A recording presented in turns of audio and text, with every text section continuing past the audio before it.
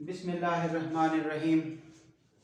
Semester programme के लिए discrete mathematics का आर्टिकल अंडर डिस्कशन है। डिस्क्रीट मैथमेटिक्स की बेसिक डेफिनेशन क्या है, व्हाट इज डिस्क्रीट मैथमेटिक्स। हमारा लेक्चर नंबर 1 अब इस चीज़ का है, व्हाट इज डिस्क्रीट मैथमेटिक्स। तो डिस्क्रीट मैथमेटिक्स एक्चुअली जो डिस्टिंक्ट ऑब्जेक्ट्स हैं, डिफरेंट ऑब्जेक्ट्स हैं, ये उनको डील करेगा, डिस्क्रीट डाटा को डील करेगा। डिस्क्रीट का मीनिंग क्या है, जिसमें ये होल नंबर कीमतें यूज हो, होल नंबर यानी कि एक रेंज यूज ना हो। जैसा कि हम कहते हैं 0 से 3 तक। अब 0 से 3 तक जाने के लिए जो इन बिटवीन डाटा है नंबर सिस्टम का, तो वो हमें समझ आ रही है 0.1, 0.11, 0.123 लाइक दिस। ये जो सेंट्रल वैल्यूज हैं ये इग्नोर कर देनी है, सिर्फ 0, 1, 2, ये दरमियान में जो होल नंबर कंप्लीट डाटा है वो यूज किया जाएगा। तो इस हवाले से नोट करें, the branch of mathematics that deals with those structures which are discrete in the sense that its objects can assume only distinct या separate values rather than in the range of values।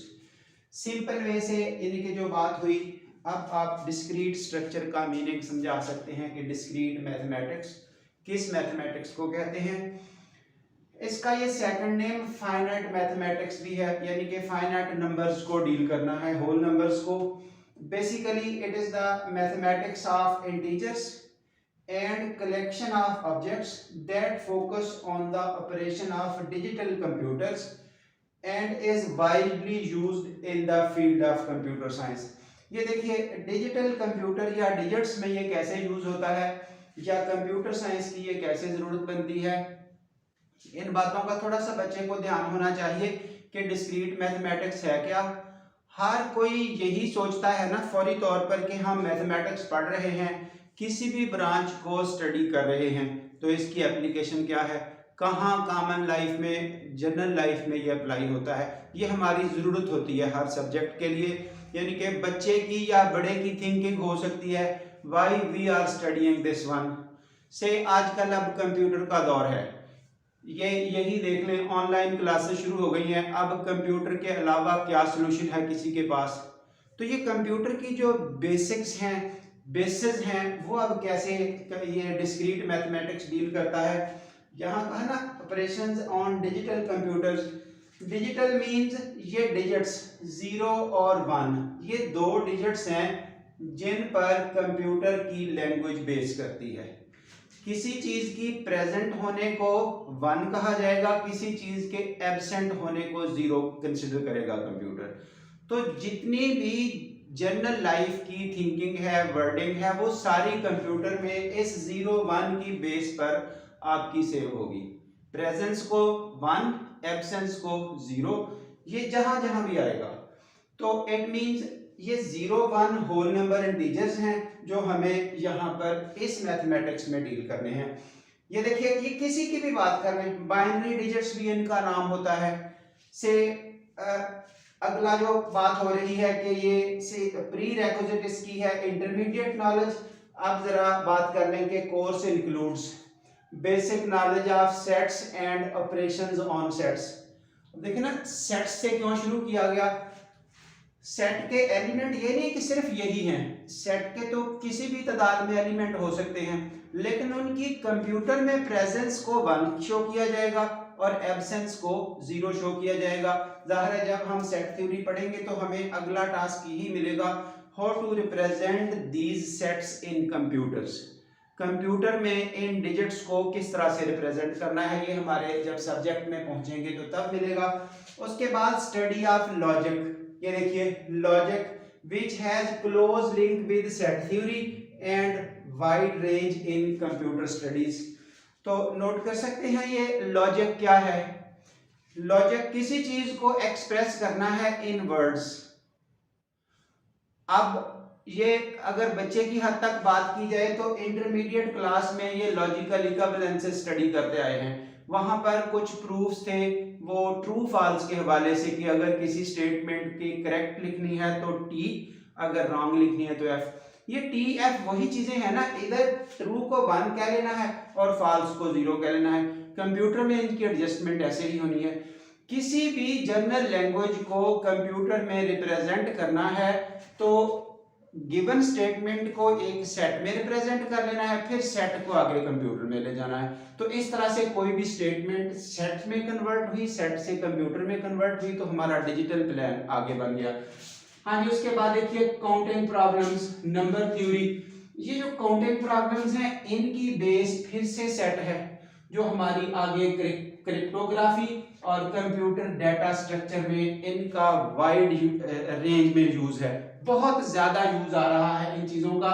तो जाहिर है को number theory कैसे study करनी है, number theory की खातिर फिर से हमारी ये डिस्क्रीट स्ट्रक्चर की ही डीलिंग होनी है। फर्दर नोट करें और क्या हो सकता है, ये परमुटेशन कॉम्बिनेशन। परमुटेशन कॉम्बिनेशंस किसी जगह पर कोई एक तादाद को निकालने का तरीका होता है, जैसे एक्सपेक्टेशन हो से एक पार्टी में 10 लोग मौजूद हैं, each person shakes hand with the other. अब ये नंबर ऑफ पर्सन्स कभी भी पार्ट्स में नहीं है, ये होल फिगर में है, तो यहाँ पर इस चीज का यूज अगर हमें पूछा जाए वो जो 10 लोग एक दूसरे के साथ हैंड शेक कर रहे हैं, how many hand shakes are there if each person shakes hand with the other.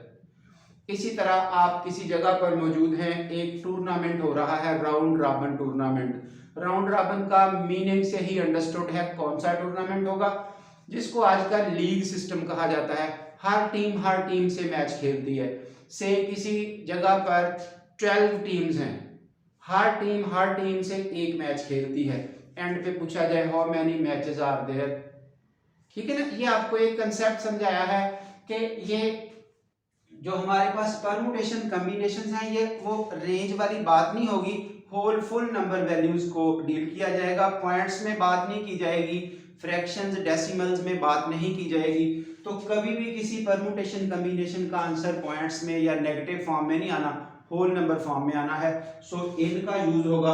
और फिर ये परमुटेशन कॉम्बिनेशंस आ जाके एंड पे काउंटिंग प्रॉब्लम्स में ऐड हो जानी है, और काउंटिंग प्रॉब्लम्स को डील करने के लिए हमारे सेट का नॉलेज जरूरी है, इसलिए ये एक दूसरे से लिंक्ड हैं। तो इस डाटा को भी साथ साथ परमुटेशन कॉम्बिनेशन को भी डील किया जाएगा। उसके बाद ये एक मैथमेटिकल इंडक्शन का आर्टिकल है, यानी कि अब मैं बस उन बातों की तरफ आ रहा हूं कि ये इस कोर्स में क्यों चीजें शामिल हैं और हमें यही स्टडी क्यों करना है। ये भी होल नंबर डाटा को डील करता है, स्पेशली पॉजिटिव इंटीजर्स को। एफएससी में बच्चा पढ़ के आया है, show that this formula is true for all positive integers. वहां पर मैथमेटिकल इंडक्शन यूज हुई।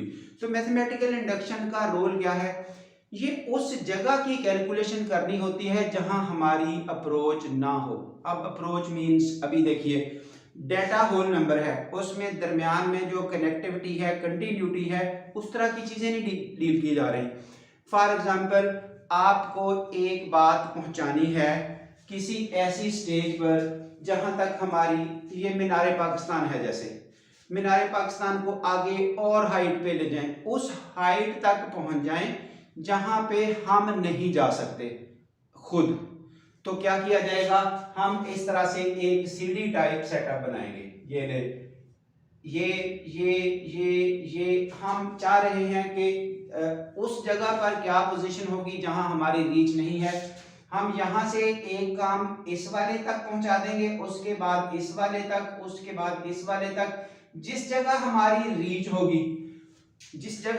रीच होगी वहां हम कंसिडर करेंगे कि क्या ये स्टेटमेंट यहां पर करेक्ट है, जिसको हम बोलते हैं, यानी कि पहले स्टार्ट किया जाता है statement is true for n is equal to 1 या k इज इक्वल टू 1, ये जो भी नंबरिंग यूज करनी है, से n इज इक्वल टू 1। वही स्टेटमेंट चलते चलते यहाँ दरमियान में जिस जगह तक हमारी रीच है उसको हम एक जनरल वर्ड k का नाम देते हैं। तो put n is equal to k। जो स्टेटमेंट शुरू में जैसा बिहेवियर रखती है वो करेक्ट स्टेटमेंट है, दरमियान में जाके जहां तक हमारी पहुंच है, जहां तक हम जा सकते हैं, स्टेप वाइज वहां हम जनरल कोई के एलिमेंट रख के देखते हैं, फर्ज करें कि ये स्टेटमेंट ट्रू है, उसके बाद इससे अगले स्टेप पर यानी कि वो m = k+1 पर वो अप्लाई करके देख ली जाती है।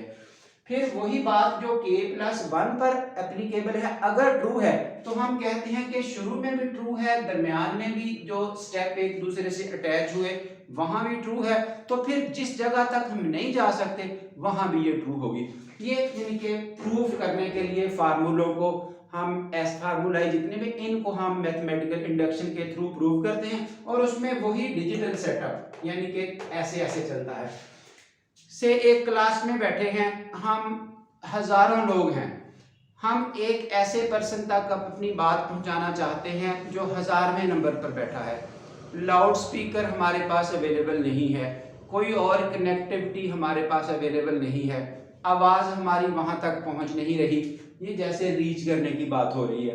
तो क्या किया जाएगा, जो पहले नंबर वाला बच्चा है उसको वो इंफॉर्मेशन बता दी जाएगी, वो उससे अगले को बता देगा, वो उससे नेक्स्ट को बता देगा, थर्ड फोर्थ को बता देगा, फोर्थ फिफ्थ को बता देगा, चलता जाएगा तो 1000वें नंबर वाले पर बात हमारी पहुंच जाएगी।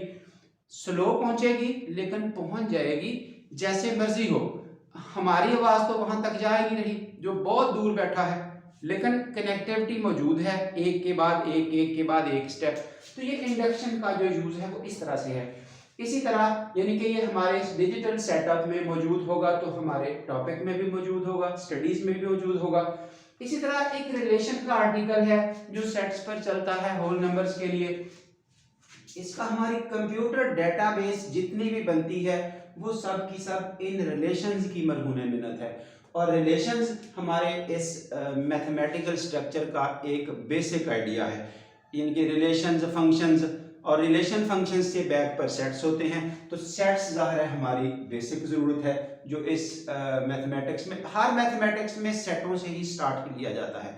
ये मैंने एक ब्रीफ सा ना इंट्रोडक्शन बताया कि व्हाट इज डिस्क्रीट मैथमेटिक्स, ये इसकी डेफिनेशन अगर कोई पूछे, और उसके बाद ये यूज़ कैसे किया जाता है, इसकी एप्लीकेशन क्या है, कौन कौन से आर्टिकल्स हैं जो इंक्लूड होते हैं। इनके अलावा ग्राफ थ्योरी भी आती है, यानी कि वहां पर भी लिंक्स चलते हैं। ये नहीं अभी कह रहे कि बस इतना किया, ये हमारे सिलेबस में जो चीज़ें शामिल हैं, जो हमारे इस स्ट्रक्चर में हमने जो इस सेमेस्टर में पढ़ना है वो चीज़ें आपको थोड़ी सी समझाई गई हैं, ना कि बस डिस्क्रीट मैथमेटिक्स यहाँ तक ख़त्म हो गया।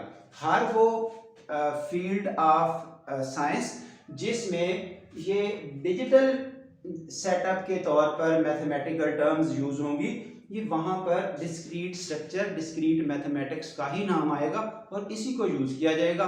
आप देखेंगे कि हर फील्ड में ये मौजूद है, कोई बीबीए करता है, कोई बीएस कंप्यूटर साइंस करता है, इवन कोई एमसीएस करता है, ये हर फील्ड में आपको डिस्क्रीट मैथमेटिक्स का ऑब्जेक्ट एज ए सब्जेक्ट मिलेगा।